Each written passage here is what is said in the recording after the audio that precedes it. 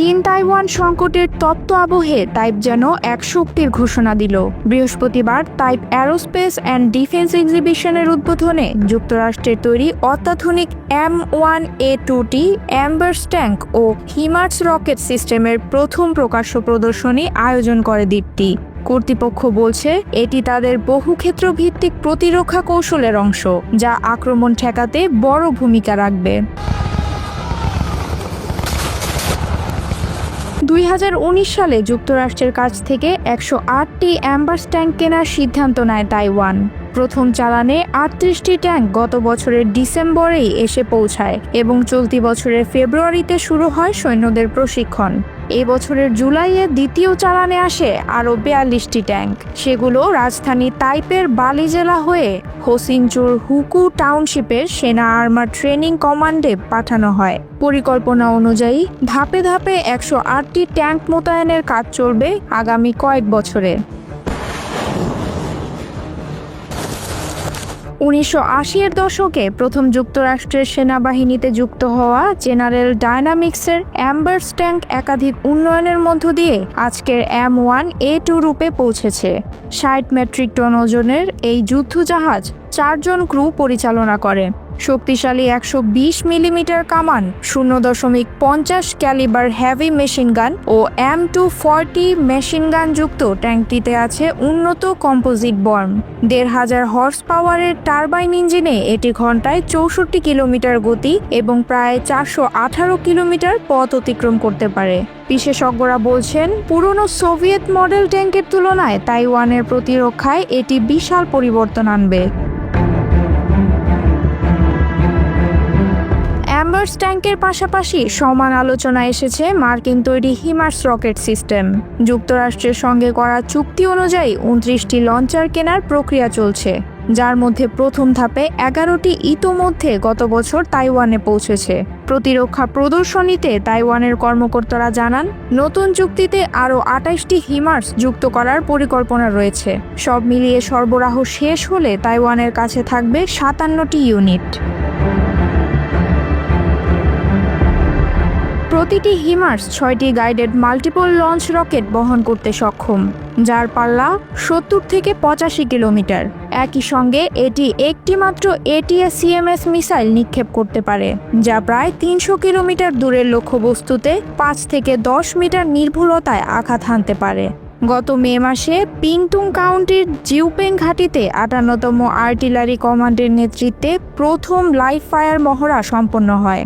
জুনে Taiwan army command আরও কয়েক দফা পরীক্ষা চালিয়েছে। বিশেষজ্ঞদের মতে এই সক্ষমতা চীনের সম্ভাব্য সমুদ্রপথে অবতরণ প্রতিরোধে গুরুত্বপূর্ণ ভূমিকা রাখতে পারে। তাইওয়ান প্রতিরক্ষা মন্ত্রণালয় জানিয়েছে অ্যাম্বার্স ট্যাঙ্ক এবং হিমার্স রকেট সিস্টেমের সংযুক্তি নতুন অস্ত্রের সঙ্গে একটি মাল্টি ডোমেন প্রতিরক্ষা কৌশলের অংশ। এতে রয়েছে ভারী আর্মার, দীর্ঘপাল্লার সুনির্দিষ্ট হামলা এবং বহুস্তরীয় আকাশ প্রতিরক্ষা। পরিকল্পনা অনুযায়ী এবছরই অ্যাব্রামসের বড় লাইভ ফায়ার মহড়া হবে এবং হিমার্স ইউনিটগুলো নৌবাহিনী ও বিমান বাহিনীর সঙ্গে যৌথভাবে মহড়া করবে। সামরিক বিশ্লেষকরা মনে করছেন এই প্রস্তুতি তাইওয়ানের প্রতিরক্ষা সক্ষমতায় গুণগত পরিবর্তন আনবে।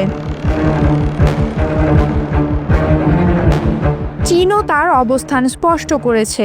বেইজিংয়ে জিয়াংশান সিকিউরিটি ফোরামের উদ্বোধনী অধিবেশনে চীনের প্রতিরক্ষা মন্ত্রী ডং জুন বলেছেন তাইওয়ান পুনরুদ্ধার যুদ্ধ পরবর্তী আন্তর্জাতিক শৃঙ্খলার অংশ এবং কোনো বিচ্ছিন্নতাবাদী প্রচেষ্টা সফল হবে না।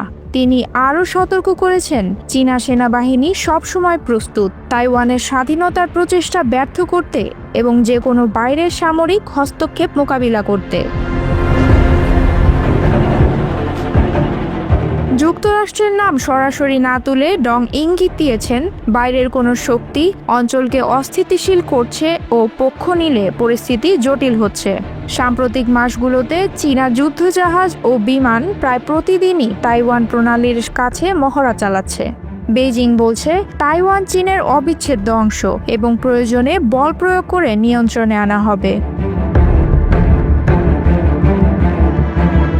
তাইওয়ানের প্রেসিডেন্ট লাই চিংটে এবং ক্ষমতাসীন ডেমোক্রেটিক প্রোগ্রেসিভ পার্টি আবারও স্পষ্ট করে বলেছে তাইওয়ান একটি স্বতন্ত্র সার্বভৌম রাষ্ট্র।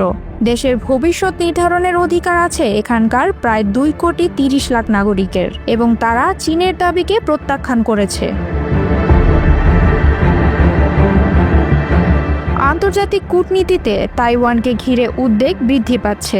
মার্কিন যুক্তরাষ্ট্র তাইওয়ানের সামরিক সক্ষমতা জোরদার করতে হিমার্স রকেট সিস্টেম ও অ্যাব্রামস ট্যাঙ্ক সরবরাহ করছে। ওয়াশিংটন স্পষ্ট জানাচ্ছে তাইওয়ানের আত্মরক্ষার অধিকার অটুট। ইউরোপীয় ইউনিয়নের কিছু দেশও তাইওয়ানের নিরাপত্তা নিয়ে প্রকাশ্যভাবে উদ্বেগ প্রকাশ করেছে।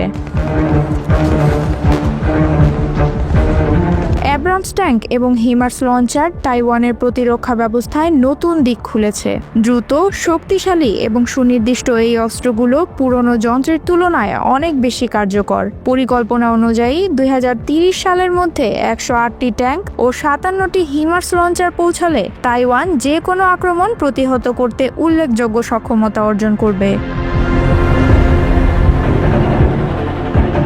প্রতিরক্ষা বিশ্লেষকদের মতে এই পদক্ষেপ কেবল তাইওয়ানের জন্য নয়, পুরো এশিয়া প্রশান্ত মহাসাগরীয় অঞ্চলের কৌশলগত ভারসাম্যে নতুন মাত্রা যোগ করবে।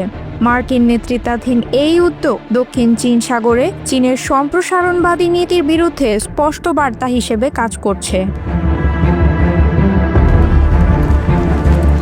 আধুনিক অস্ত্র ব্যবহারের সুবিধার পাশাপাশি চীনের সামরিক কৌশলের বড় চ্যালেঞ্জ হল দীর্ঘমেয়াদী প্রশিক্ষণ, সরবরাহ ও খরচের ভার। দৈনন্দিন মহড়া চললেও সামান্য উত্তেজনাও যে সংঘর্ষের উদ্রেক করতে পারে তা বিশেষজ্ঞরা মনে করছেন। তাইওয়ান প্রণালীতে এমন পরিস্থিতি আঞ্চলিক নিরাপত্তার জন্য গুরুতর ঝুঁকি তৈরি করতে পারে।